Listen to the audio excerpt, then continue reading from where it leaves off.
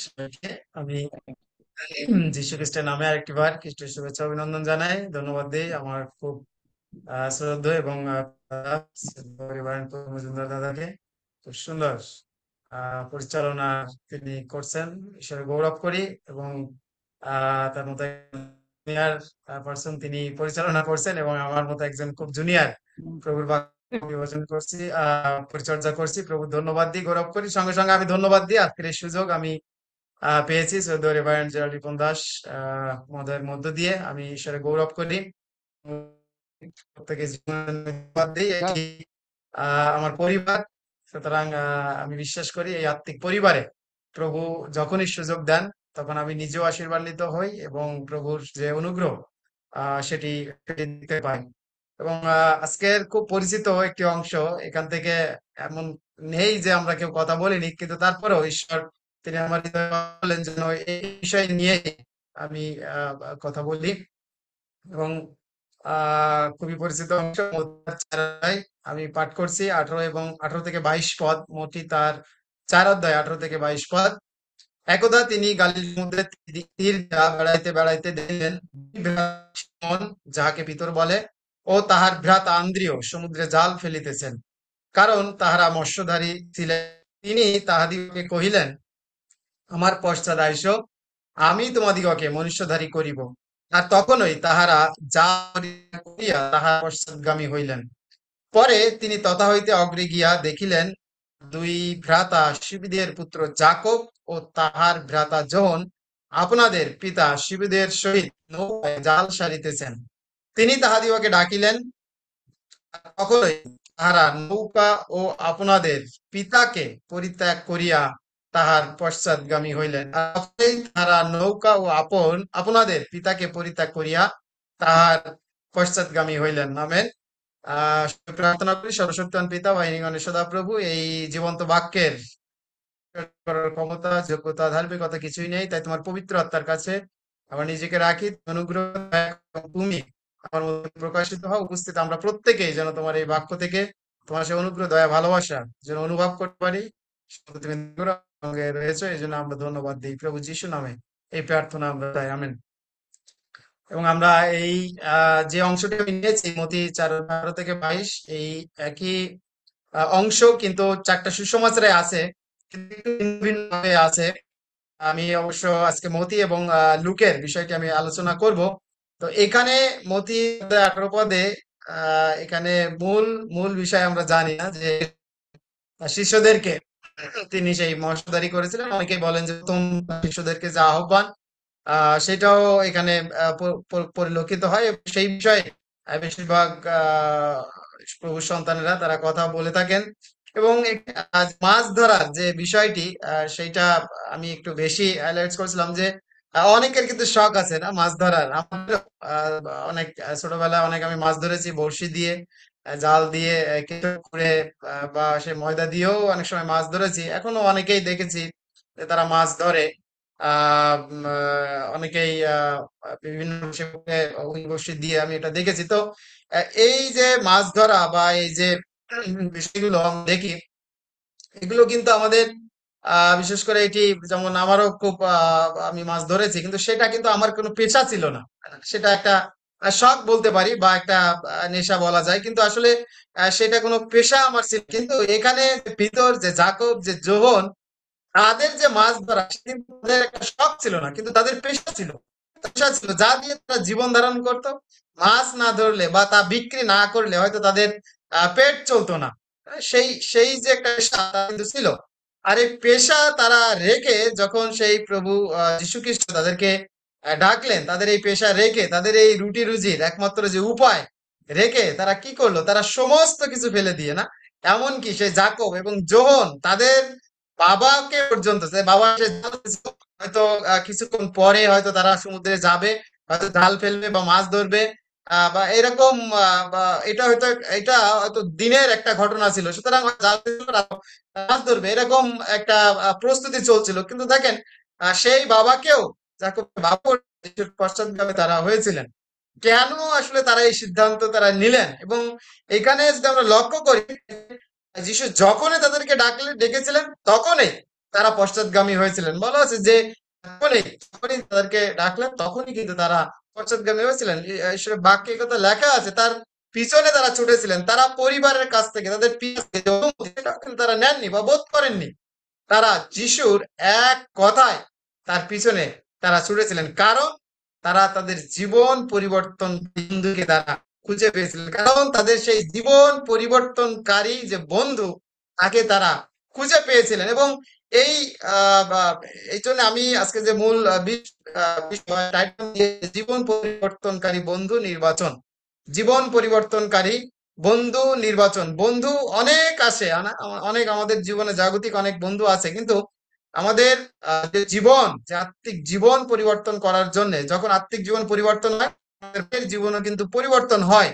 তো এই আমাদের আত্মিক জীবন পরিবর্তন করার জন্য অবশ্যই একজন বন্ধু একজন প্রয়োজন। এবং আমরা প্রায় একটা গান করে থাকি, বন্ধু কে আছে আর যিশুর মতো, কেহ নাই কেহ নাই, কে আছে তার মতো নম্র চিত্ত, কেহ নাই কেহ নাই না, যিশু আমাদের সব কষ্ট জানেন। তো এই যে যিশুর মতো যে বন্ধু আর কেউ নেই, যে আমাদের জীবন পরিবর্তন করতে পারে। আমাদের জীবন, আমাদের যে জীবন যে পরিবর্তন যদি করতে হয়, যদি আমাদের অবস্থান পরিবর্তন করতে হয়, যদি আমাদের একজন আত্মিক আমাদের আত্মিক জীবন পরিবর্তন করতে হয়, একজন বন্ধু আমাদের প্রয়োজন। আর তিনি হলেন প্রভু যীশু খ্রিস্ট। আমেন।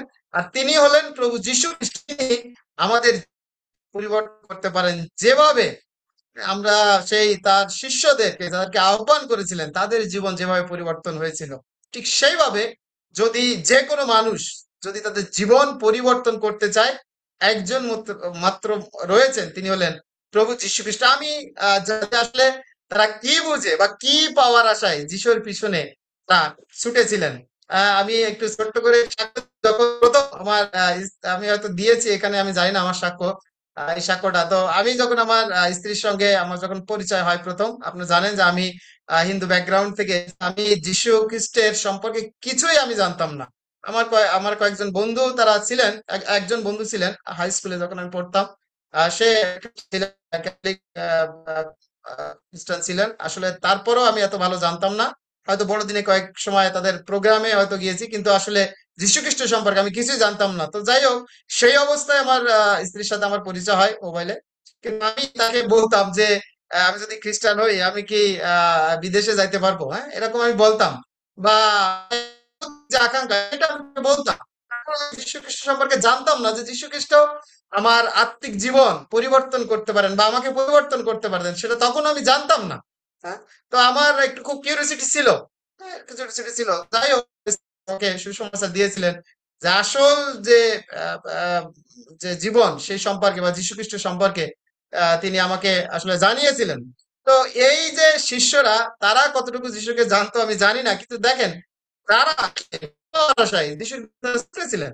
হ্যাঁ, আমি আমি জানি না আসলে কি বুঝে, কিন্তু তারা যে উদ্দেশ্যে যিশুর পশ্চাৎগামী হোক না কেন, তাদের জীবন পরিবর্তন হয়েছিল। আমেন।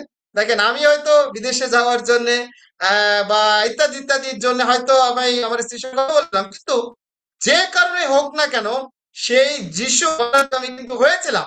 এবং এক পর্যায়ে এসে সত্যিকার সেই জীবন্ত প্রভুকে আমি দেখতে পেয়েছিলাম, এবং সত্যি আমি দেখেছিলাম যে তিনি এই জগতের না, কিন্তু আমাদের আত্মিক জীবন পরিবর্তন জীবন যখন পরিবর্তন হয়, তখন কিন্তু আমাদের বাইরের জীবনও সেটি পরিবর্তন হয়, সেটি পরিবর্তন হয়ে যায়। সুতরাং যে সেই শিষ্যরাও আসুক না কেন, তাদের জীবন সেটা পরিবর্তন হয়ে গেছিল।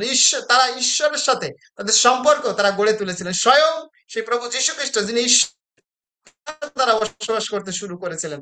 তারা তাদের অতীত জীবন তারা ত্যাগ করেছিলেন, সমস্ত যে পিছনে ছিল সমস্ত কিছু কিন্তু তারা ত্যাগ করেছিলেন। ঈশ্বরের বাক্য বলে, মার্ক 10 অধ্যায় 29 এবং 30 পদ বলে যে যীশু বলিলেন, আমি তোমাকে সত্য কহিতেছি, মার্ক 10 অধ্যায় 29-30, আমি তোমাদিগকে সত্য কহিতেছি, এমন কেহ নাই যে আমার নিমিত্ত ও সুসমাচারের নিমিত্ত বাটি কি ভাতৃগণ কি ভগিনী কি মাতা কি পিতা কি সন্তান সন্ততি কি ক্ষেত্র ত্যাগ করিয়াছে, কিন্তু এখন ইহকালে তার শতগুণা পাইবে। সে বাটি ভ্রাতা ভগিনী মাতা সন্তান ও ক্ষেত্র তাড়নার সহিত এই সকল পাইবে, এবং আগামী যুগে অনন্ত জীবন পাইবে। আমেন। দেখেন, খ্রিস্টতে সে দুজন এখানে যখনই যীশু খ্রিস্ট তার শিষ্যদের ডাকলেন, তাই না? সমস্ত কিছু তারা ফেলে দিয়ে তারা কিন্তু যীশু খ্রিস্ট এসেছিলেন। তারা কিন্তু সেই সময় এই বাক্য কিন্তু জানতেন না যে আমি যদি আজকের আমি জানি বা আমরা হয়তো জানি যে আমি যদি যিশুর পিছনে যাই, আমার ভাই কি বোন কি আমার যাই হোক, সন্তান সন্ততি কি যাই হোক না কেন, সেটা যদি আমি ত্যাগ করে যিশুর পিছনে আমি যাই, কোনো অসুবিধা নেই, আমি চতুর্গুণ আমি আমার জীবনে আমি পাবো, সঙ্গে আর অনন্ত জীবনও পাবো। কিন্তু সেই সময় সেই শিষ্যরা তারা কি জানতেন না যে তারা এই লোকটার যদি পিছনে যায় তারা কি পাবে? তাদের বাবাকে ত্যাগ করে চলে যাচ্ছে, যে পেশা ছিল যেটা দিয়ে তাদের সংসার চলতো না। হয়তো এক এক পরিবারে অনেক ছিল, তখন অনেক ছেলে স্বাভাবিক পরিবারে ছিল, তো দেখেন সমস্ত কিছু যে তারা কোনো চিন্তা করলো না যে এই যে সন্তানদের রেখে যাচ্ছি, এই যে আমার এই পরিবারে এত সদস্য আছে, কিভাবে চলবে, কোনো চিন্তা কিন্তু তারা সেদিন করেনি। কিন্তু আজকের আমরা জানি যে যদি খ্রিস্টের জন্যে যদি আমরা সমস্ত কিছু ত্যাগ করি, এই জগতে কিছু ত্যাগ করি, আমাদের জন্য চতুর্গুণ প্রভু তিনি রেখেছেন। তো এই শিষ্যরা কিন্তু সেদিন সেটি জানতেন না, কিন্তু তবুও তারা সেই যিশুর পিছনে তারা ছুটেছিলেন। সমস্ত কিছু তাদের সেই বাবা, সেই জাল, সেই নৌকা, সমস্ত কিছু করে তারা যিশুর পিছনে তারা ছুটেছিলেন এবং তাদেরকে বলেছিলেন যে আসো, তোমরা আর এখন থেকে মা তোমাদেরকে তোমাদেরকে মাছ ধরা, জেলে তোমাদেরকে আমি করব। তার যিশুকে যিশুর এই কথায় তারা কিন্তু চলে এসেছিলেন। কিন্তু এই যে শিষ্যরা, আমি যখন এই মতি দেখতেছিলাম শুধু এইটুক ঘটনা ছিল, কিন্তু যখন আমি লুকে দেখলাম বিস্তারিত, আমি আমি দেখতে পেলাম যে এই শিষ্যরা এমনি এমনি যিশুর পিছনে তারা আসেনি, চলে আসে, সেটাই ছিল না, তারা তার পবিত্র উপস্থিতি তারা অনুভব করেছিলেন। এবং আমরা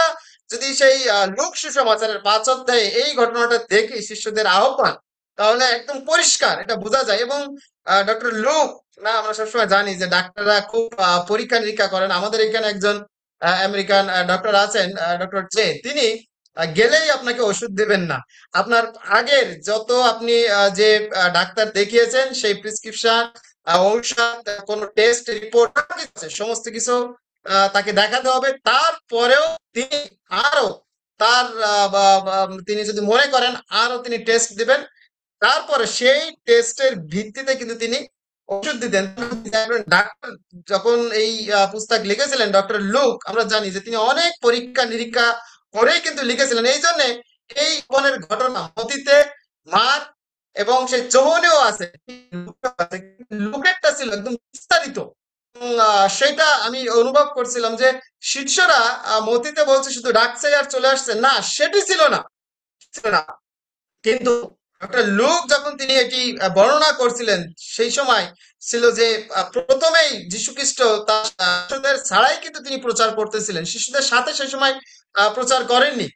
সেই সময় তিনি যদি থেকে লুক তার 5 অধ্যায় 1 পদ থেকে আমরা সেখানে যদি দেখি যে বড় একটা সে ভিড়ের মধ্যে, এবং যখন যীশুখ্রিস্ট সেই গিনেশ গিনেশ হ্রদের ধারে যখন দাঁড়িয়েছিলেন, অনেক মানুষ সেখানে ছিলেন এবং সেই ঈশ্বরের বাণী, সেই বাক্য শোনার জন্য না অনেক ভিড়, এবং চাপাচাপি করে পড়ছিল। এবং সেই নদীর ধারেই কিন্তু এই যে যে পিতর,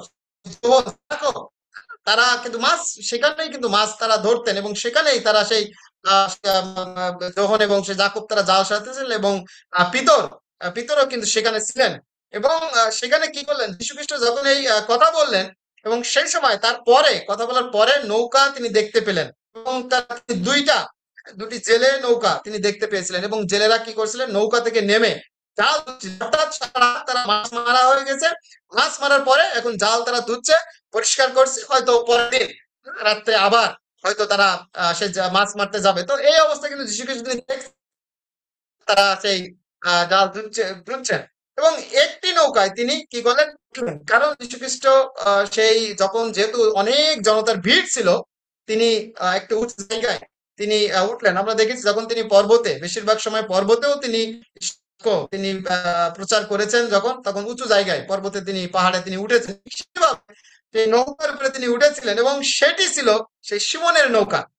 যে শিমন সেই শিষ্য হয়েছিলেন, সেই শিমনের নৌকা ছিল, সেই পিতরের, শিমন পিতরের সেই নৌকা তিনি ছিল। এবং তিনি তাকে বললেন যে তীর থেকে নৌকাটিকে একটু দূরে নিয়ে যে নিয়ে যেতে বললেন। তারপরে সেখানে বসে সকলকে তিনি শিক্ষা দিতে লাগলেন। যখন সেই নৌকাটা তিনি ছাড়তে বললেন এবং একটু দূরে তিনি নিতে বললেন, এবং তারপরে ওই নৌকায় দাঁড়িয়ে তিনি শিক্ষা দিতে লাগলেন। যখন তার সেই শিক্ষা দেওয়া শেষ, যখন ঈশ্বরের বাক্য মানুষের মধ্যে সেই দেওয়া শেষ, তখন কি করলেন? বললেন যে জলে, গভীর জলে তোমার নৌকাটা তুমি নিয়ে যাও, জাল ফেলো। তখন শিমন তাকে একটু বললেন যে সারা রাত পরিশ্রম করেছি, সারা রাত কষ্ট করেছি, কিচ্ছু পাই নাই, একটা মাছ পর্যন্ত পাই নাই, ঠিক আছে, তবুও আপনার মতো আরেকবার না হয় জাল ফেলবো। এভাবে লেখা আছে, পাঁচ পদে লেখা আছে যে সারা রাত। উত্তর দিয়ে বলেন, প্রভু আমরা সারা রাত পরিশ্রম করেও কিছু পাইনি, তবু আপনার কথা মতো আরেকবার না হয় জাল ফেলবো। বলছে এই কথা অনুযায়ী কাজ হলো, বিরাট এক ঝাঁক মাছ জালে ধরলো, জাল ছিঁড়ে যেতে লাগলো। তখন তারা তাদের অন্য নৌকার সঙ্গীদের সাহায্য করার জন্য ডাকলেন। প্রায় এসে দুই বোঝাই করলেন। বোঝার বোঝার পরে নৌকা দুটি ডুববার উপক্রম। এত মাছ পড়ছে যে দুটা নৌকা সেটা ডুবে যাওয়ার মতো মতো ডুবে যাচ্ছিল, এরকম একটা অবস্থা হয়েছিল, এবং দুইটা নৌকা বোঝায় সেই মাছ এটি উঠেছিল।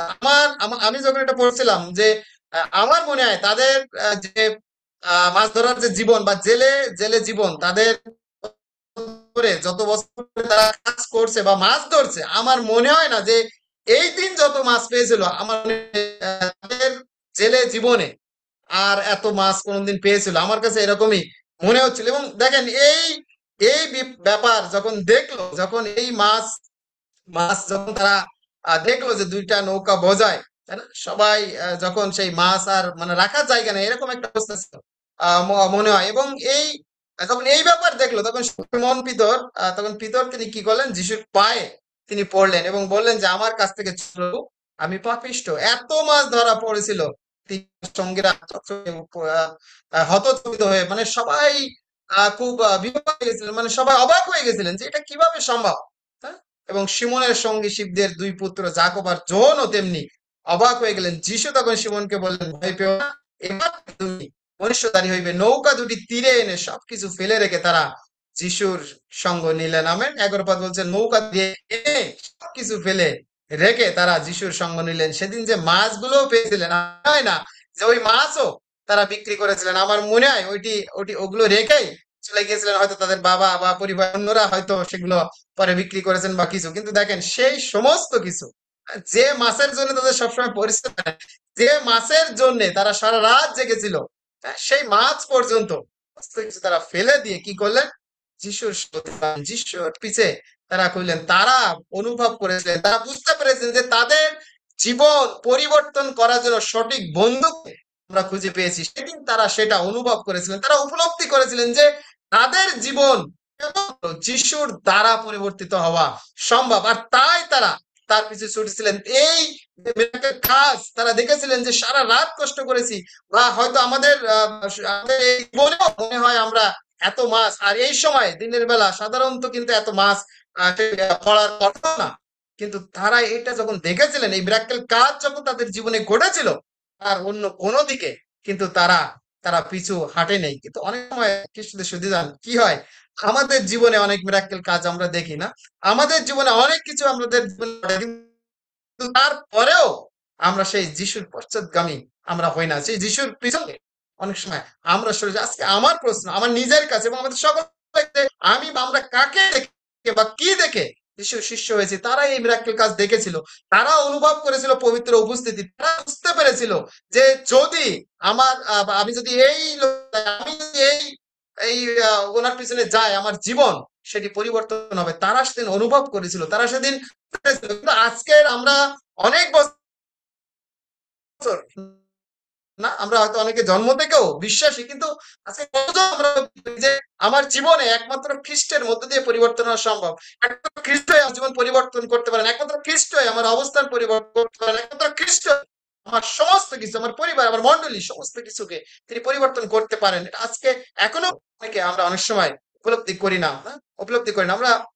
এবং আজকের শিষ্যরা এই মিরাকেল কাজ দেখার পর কিন্তু তারা আর অন্য কোনো দিক কিন্তু ফিরেনি না। আমরা জানি বাড়িতে প্রথম মিরাক্কেল হয়েছিল, কিন্তু আমার কাছে মনে হয় যে যখন শিষ্যদেরকে এই প্রথম যখন আহ্বান করলো, হুম, এই তো একটা মিরাক্কেলের মধ্য দিয়ে তার শিষ্যরা তার কাছে কিন্তু এসেছিলেন। এমনি এমনি যে আমি পাঠ করছি মধ্যে না, 19 পদে বলেছে যে ডাকলেন আর চলে আসলেন, না সেটি ছিল না। একটি পিছনে আসল রহস্য ছিল যে কিছু তারা দেখেছিলেন, যিশুর যে পবিত্র ক্ষমতা তারা অনুভব করেছিলেন, যিশুর যে কার্যকারী ঈশ্বর না, তারা সেটা অনুভব করেছিলেন।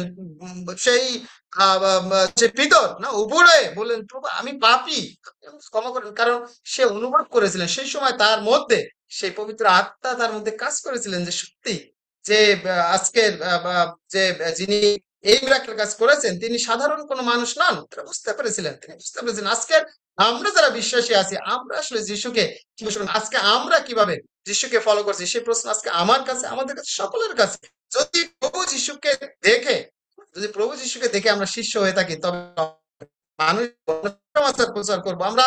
যত বাধা যত যাই কিছু আসুক না কেন অন্যের কাছে এই সুসমাচারের বার্তা আমি নিয়ে যাবো। গতকালকে শ্রদ্ধেয় ডক্টর তপন রায় তিনি বলছেন যে এই ঈশ্বরের যে বাক্য যদি দুইজনের কাছেও দিতে পারি, যদি একজনের কাছেও যদি দিতে পারি, সেটাও সার্থকতা, সেটাও সার্থকতা। হ্যাঁ, শুধু আজকের সুসমাচার প্রচার করার জন্য যে আপনার অনেক মানুষ হবে সেটি না। যদি দিনে আমি সবসময় প্রার্থনা করি, প্রভু তুমি সাহায্য করো অন্তত একজনের কাছে হলেও যেন দিনের জন্য সুসমাচার দিতে পারি, প্রার্থনা আমি করি, প্রার্থনা আমি করি। প্রভু যিশুকে দেখে আমরা শিষ্য হয়ে থাকি, তবে আমরা অবশ্যই মানুষ ধরবো বা সুসমাচার আমরা প্রচার করব। যিশু খ্রিস্টকে সেই শিষ্যরা দেখেছিলেন, সুসমাচার প্রচার করেছিলেন, এবং সেই হাজার হাজার মানুষ আজকের সমস্ত বিশ্বে এই 12 জনের মধ্য দিয়ে কিন্তু যীশু খ্রিস্টের সেই সুসমাচার ছড়িয়ে গেছে। মানুষ আমরা এখনো আপনি আমি আমরা দাঁড়িয়ে আছি শুধু তাদের মধ্য দিয়ে না। সেই তাদের সেই সময় যদি তারা তার পশ্চাৎগামী না হতেন, তার সঙ্গে যদি না হতেন, আমি জানি না কিভাবে এই সুসমাচার সেটি ছড়িয়ে পড়তো। আর যদি যদি আমরা খ্রিস্টকে দেখে যদি বিশ্বাসী হয়ে থাকি, শিষ্য যীশু খ্রিস্টকে দেখে যদি আমরা শিষ্য হয়ে থাকি, আমাদের দায়িত্ব সুসমাচার প্রচার করা, আমাদের দায়িত্ব অন্যের কাছে এই বার্তা নিয়ে যাওয়া। আর যদি মানুষ শিষ্ট হয়, যদি মনে করি ও আমি খ্রিস্টান হলে বাড়ি পাবো গাড়ি পাবো, যেটি আমার সে আমার স্ত্রীর সাথে ঘটনা আবার মনে আসলো যে আমি বিদেশে যেতে পারবো, এইসব ধারণা নিয়ে যদি আমি শিষ্য হয়ে থাকি, তাহলে আমার এমন হবে, তাহলে কখনোই আমার সুসমাচার সেটি প্রচারিত হবে না। আমি যদি অর্থকড়ি দেখে, আমি যদি ধন সম্পদ দেখি, সেই বিদেশে আরামাইশ দেখে, আমি যদি ইত্যাদি ইত্যাদি সেই জাগতিক দেখে যদি আমি খ্রিস্টকে গ্রহণ করে থাকি, তাহলে আমার দ্বারা কখনোই সেই সুসমাচার প্রচারিত হবে না। আমার দ্বারা কখনোই সেই অন্যের জীবন, সেই পরিবর্তনকারী যে বন্ধু যিশু, সেটি কোনোভাবেই অন্যের কাছে আমি নিয়ে যেতে পারবো না। আজকে তাদের জীবন জীবন পরিবর্তনকারী বন্ধু প্রভু যীশু খ্রিস্ট তাদের জীবনে এসেছিলেন, তারা তার পশ্চাৎগামী হয়েছিলেন। একই প্রভুর শিষ্য আপনি আমরা সকলেই। সুতরাং আজকে আমার মধ্য দিয়ে আমাদের মধ্য দিয়ে সেই সুসমাচার প্রচারিত হচ্ছে কিনা সেটা হলো সব থেকে বড় বিষয়। এফেসীয় 2:8 বলছে, কেননা অনুগ্রহে বিশ্বাস দ্বারা তোমরা পরিত্রাণ পাইয়াছো এবং ইহা তোমাদের হইতে হয় নাই, ঈশ্বর কর্মের ফল না, যেন কেউ শ্লাঘা না করে। এবং কারণ আমরা তাহারই রচনা, খ্রিস্ট যিশুতে বিবিধ সৎক্রিয়ার নিমিত্ত সৃষ্ট, সেই ঈশ্বর পূর্বে প্রস্তুত করিয়াছিলেন যেন আমরা সেই পথে চলি। আমেন বলছে, কারণ তাহারই রচনা, অর্থাৎ সেই ঈশ্বর তিনি আমাদেরকে তিনি সৃষ্টি করেছেন খ্রিস্ট যিশুতে সমস্ত যে ভালো কাজ নিমিত্তে আমাদেরকে সৃষ্টি করেছেন, এবং বলছে সেগুলো ঈশ্বর পূর্বে প্রস্তুত করেছিলেন যেন আমরা সেই পথে চলি। অর্থাৎ সৃষ্টি করা হয়েছে যেন আমরা সৎ কাজ, ভালো কাজ, অর্থাৎ সেই সুসমাচার প্রচার করি। এই জন্য আমাদেরকে শিষ্য করা হয়েছে। সেই দিন পিতরকে, যোহনকে রাখা হয়েছিল কেন?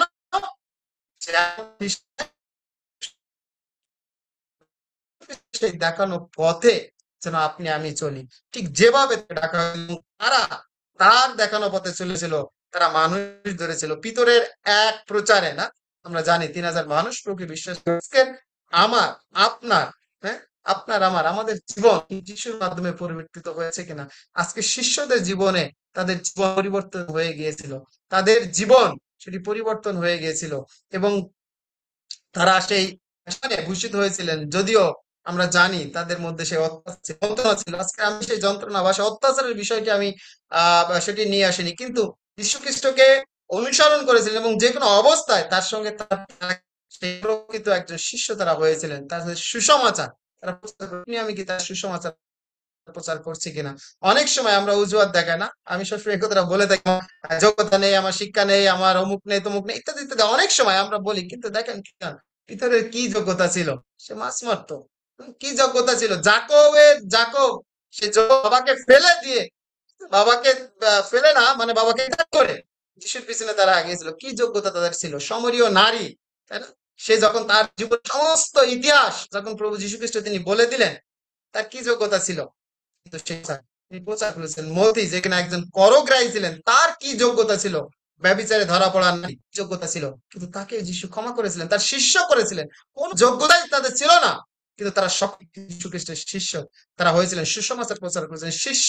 তারা তৈরি করেছিলেন ঈশ্বর আপনার শিক্ষা সম্মান কিছুই তিনি দেখেন না। তিনি সমস্ত মানুষকে শিষ্য করার জন্য এই পৃথিবীতে এসেছিলেন। ঈশ্বরের বাক্য বলে যে একটা প্রাণ ধ্বংস হোক, এটি প্রভু তিনি চান না।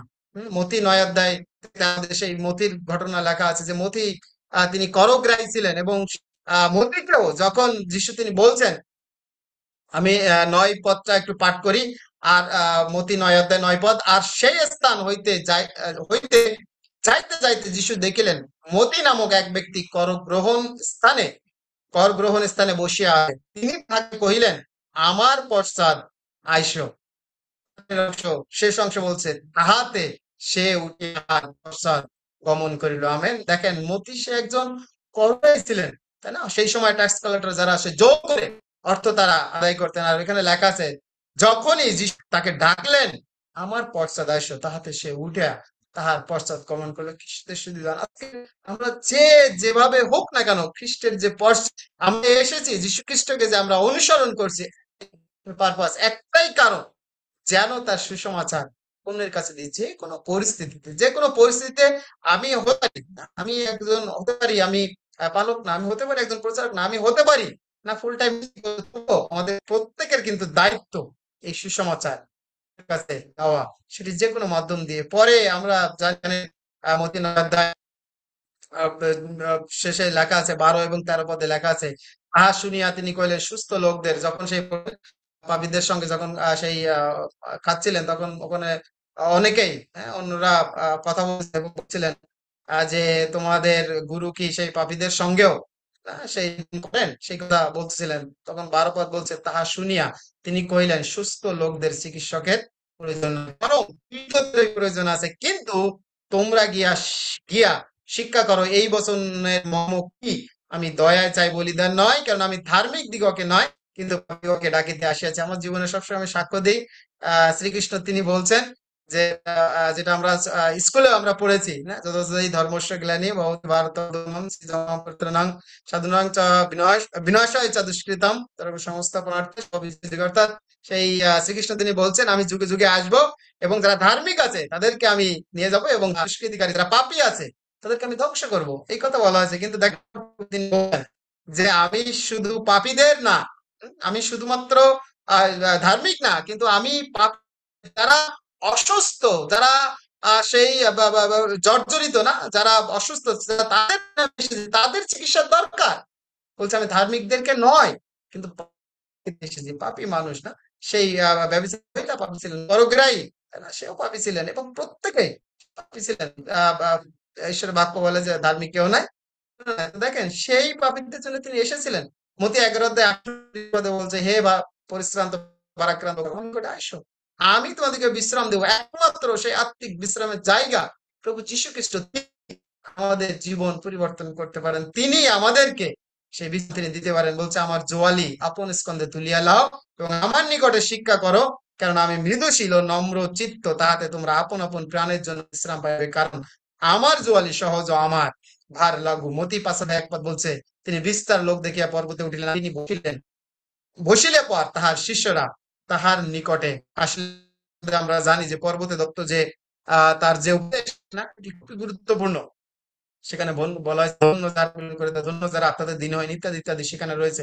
এবং এক এক ৫ অধ্যায় ১ পদে বলছে যে আর তিনি বিশ্রাম লোক দেখিয়া পর্বতে উঠিলেন, আমি বসিয়া পর তাহার শিষ্যরা তাহার নিকটে আসিলেন। এখানে যখন তার শিষ্যরা সেই যীশু খ্রিস্টের সেই কাছে তারা বসেছিলেন, তার কাছে গিয়েছিলেন। আজকে যদি আমার পরিবর্তন করতে হয়, যদি আজকে আমাদের জীবন পরিবর্তন করতে হয়, আজকে যদি প্রত্যেকটা মানুষের পরিবর্তন করতে হয়, তার কাছে আসতে হবে, যীশু খ্রিস্টের কাছে বসতে হবে, তার কথা সেটি শ্রবণ করতে হবে আমাদেরকে। আর তাহলে আমাদের জীবন সেই পরিবর্তন হবে, যেভাবে সেই জেলে থেকে পরিবর্তন করে নিয়ে এসেছিলেন প্রভু যীশু খ্রিস্ট মানুষ ধরার জেলে তিনি করেছিলেন। লূক 10 অধ্যায় 1 থেকে 4 পদে বলছে যে যিশু সেই 70 জনকে তিনি পাঠিয়েছিলেন। এখানে 2 পদটা আমি পাঠ করি। লূক তার 10 অধ্যায় 2 পদ বলতে, তিনি তাহাদিওকে বলিলেন, শস্য প্রচুর বটে, কিন্তু অতএব শস্য ক্ষেত্রের মালিকের নিকটে প্রার্থনা করো যেন তিনি নিজ শস্য ক্ষেত্রে